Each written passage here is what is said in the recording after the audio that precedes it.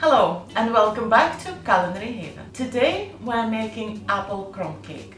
This is one of my personal favorite because the cake is 2 layers of shortcrust pastry, and in between and on top is a thick layer of cooked apples and topped with the shortcrust pastry crumb. It's absolutely delicious. Let's begin. To make apple crumb cake, we'll need, for the shortcrust pastry, we'll need 400 grams of plain flour, 200 grams of butter cubed and at room temperature, 2 tablespoons of sour cream, 1 egg, half a teaspoon of salt, 200 grams of sugar, and 2 sachets of vanilla sugar. And for the filling, we'll need cooking apples. I'm using bramley apples. The reason we use cooking apples is because when they're cooked, they break down and make a nice smooth filling, as opposed to eating apples, which will just hold their shape. But if you can't get cooking apples, you can use eating apples and then just blitz them. 5 large cooking apples, which is about 1.2 kilos, but when we peel and core them, it will be just over a kilo. 230 grams of sugar and 60 grams of butter. It may seem like a lot of sugar, but it isn't, because there's a lot of apples, and cooking apples, bramley apples, are very tart. We will begin with making and baking the pastry, because I think this is the only recipe that I know of when you put hot filling on top of the pastry as soon as it's cooked. So we'll start with the pastry first. We're going to bake 2 layers of shortcrust pastry, so we'll need to line 2 baking trays with parchment. And we'll start with sifting the flour, salt, sugar, and vanilla sugar through a sieve into a large bowl.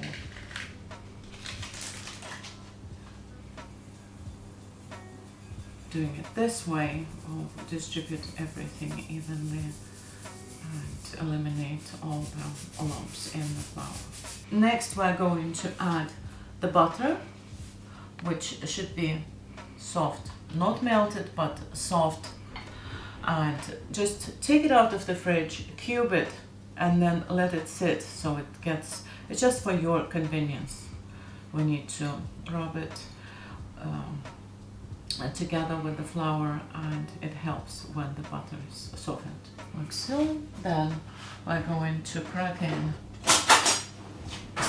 the egg, just all together, and add the sour cream, 2 tablespoons of sour cream. It gives a little tang to the pastry, which is very, very nice. Now we're going in, and we're going to start rubbing the flour and butter and everything else together, and we're going to do it until we get a nice soft dough. And if at first it looks like, oh, it's too dry, don't worry about that. Don't add anything else. This is exactly how much of everything you need.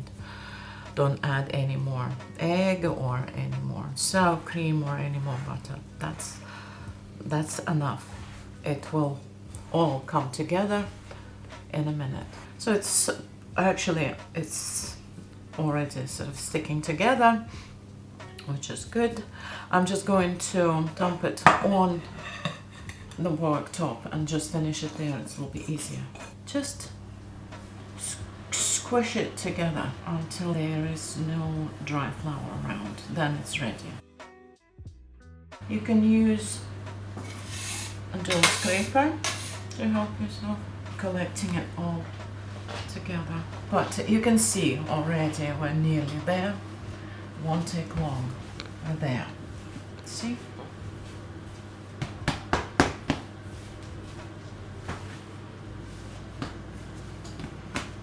Done. Right, now we're going to divide this dough in half, 2 equal parts. Now we're going to roll them out on each piece of parchment. Actually, I'm going to do it directly on the piece of parchment because we're going to roll it out very thinly and we'll just transfer it onto the tray when we're done. So we're trying to roll it out as thinly as we can. 2 thin layers of short crust pastry.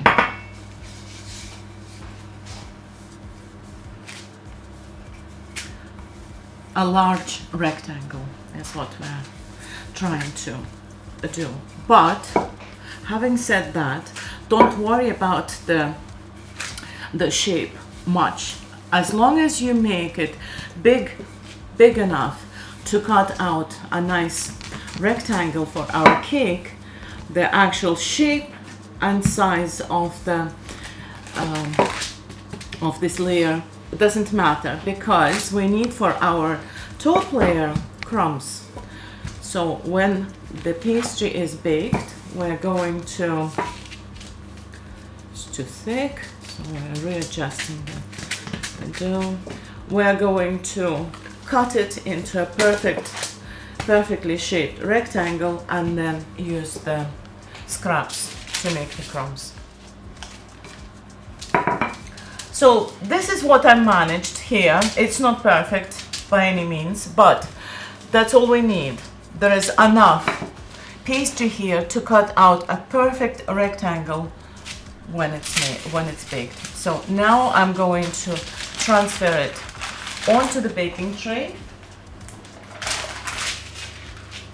and bake it at 170 degrees Celsius for 15 minutes until it's pale golden. So the first layer is in the oven and we're going to roll out the second layer. So something like that. Not perfect, but it doesn't matter. We need all these scraps for the top layer. So we're now transferring this one onto the baking tray and wait until the first one is ready. So the first layer is out of the oven. I'm going to transfer it onto a board. As you can see, just a little bit golden around the edges, but very pale golden in the center. It's fully cooked, it's very thin, 15 minutes, it's plenty. We want it to be a very pale color. And now, before it hardens, because it's short crust pastry, we don't want it to be dry and brittle, which it will be when it cools down. We're going to now shape a perfect rectangle and reserve the rest. That's it, done.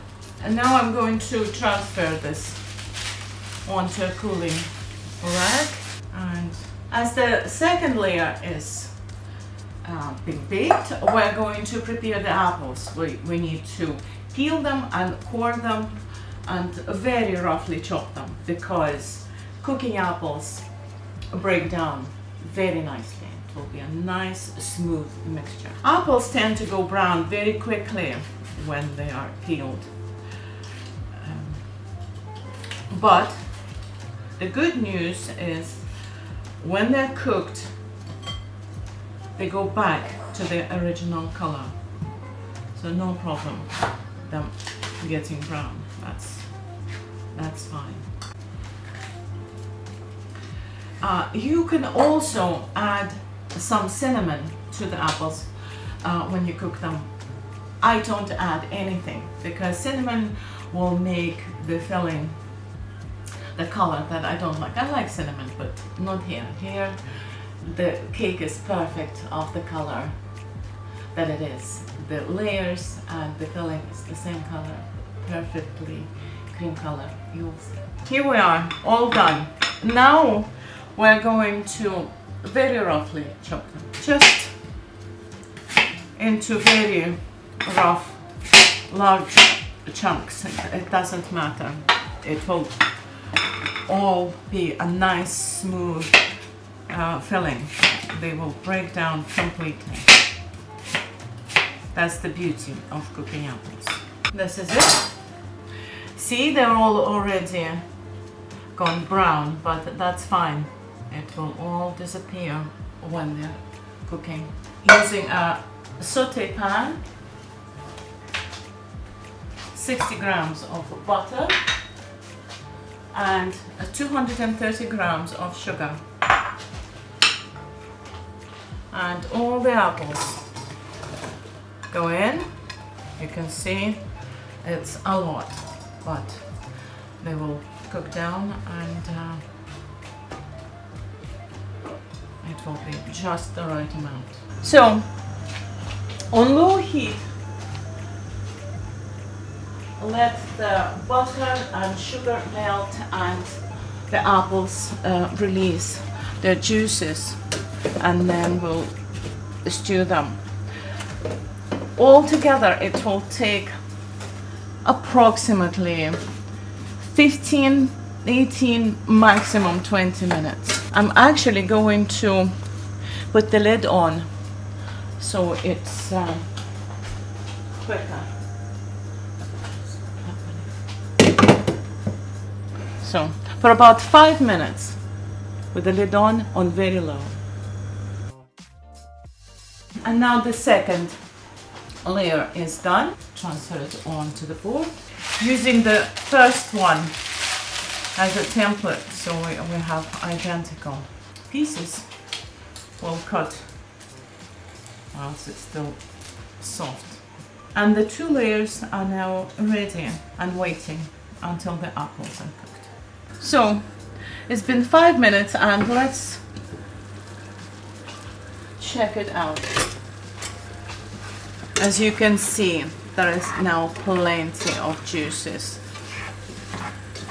from the apples, and of course the butter and the sugar has melted. They're not cooked yet, that's why they're still brown. They won't be when they're cooked.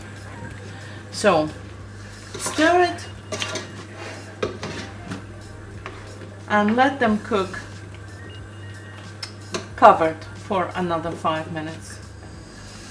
So another 5 minutes later, look at the apples. They look like they're still in chunks, but actually they're just puffed up. But if you just gently press on a chunk of apple with the back of the spoon, you can see what's happening here, right? So that's been 10 minutes, and in about 10 minutes they will be completely ready. I don't even think I'm going to close the lid now, because we need to not only cook them down but also make the filling thick. So leave it stirring occasionally for 10 minutes. Keep an eye on them, stir them occasionally, cook them on very low, don't let them burn. Now we're going to use this little blender to grind the scraps from our shortcrust pastry. We'll grind them to prepare our topping. This is the consistency we're looking for. Breadcrumbs consistency.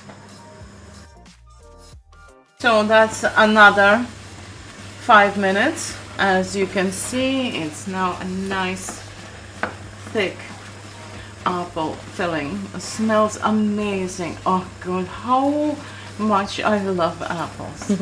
I love to eat them raw, I love to cook with them, bake with them, anything. They're the only thing I can eat in any condition. Lovely. So that's been 15 minutes and you can see that it's basically ready. Just a couple of more minutes to thicken it a little bit more, but be very careful, you don't want to burn it and change the color. If by any chance you're not using cooking apples and you're using eating apples and they're still in pieces, Don't worry about that. Just get rid of the moisture and then blitz them in a food processor. So this is it, 20 minutes, last 5 minutes, and it's done. Switch it off, take it off the heat. A last step, let's assemble our cake. So on a large surface, such as a large chopping board, place first layer of the pastry and spoon out half of the freshly cooked apple filling. As you can see, it's super hot, and just switch it off. The good thing about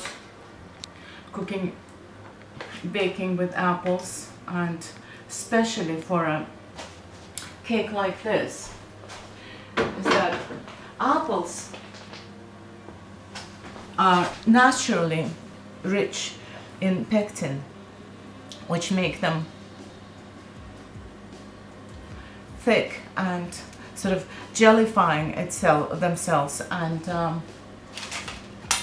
when the filling cools down,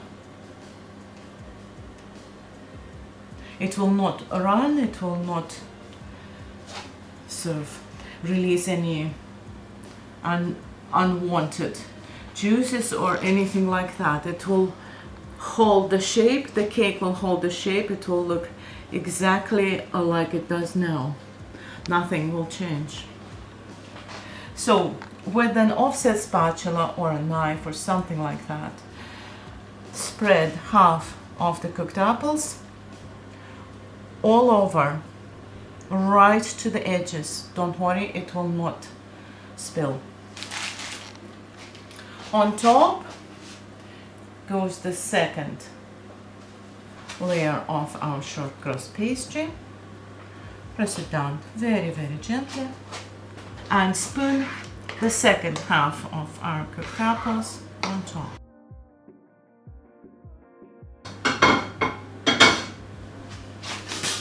Spread that gently, thoroughly and evenly. So this hot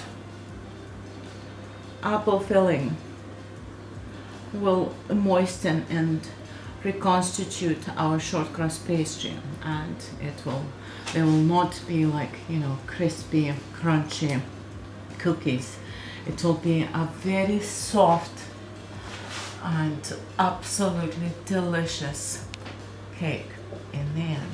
So this is the 2 layers of the apple filling evenly distributed, and the last step is that of the crumbs going on top. That's it. Done. And now with the spatula, just tidy it up.